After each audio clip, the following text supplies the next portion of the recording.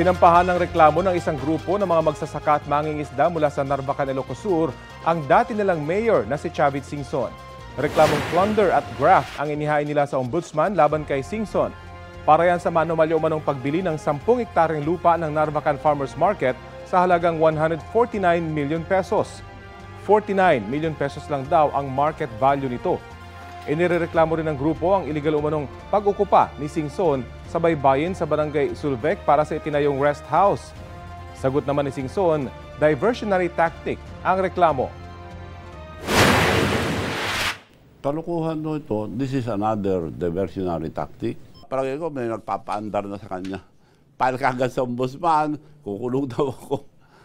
Kung totoo yan, I'm willing to go to jail. So this is another, they're taking advantage. May nagpupundo na naman dito na malaki.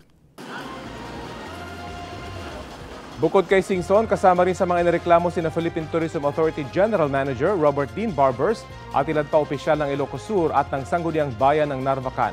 Sinusubukan silang kunan ng pahayag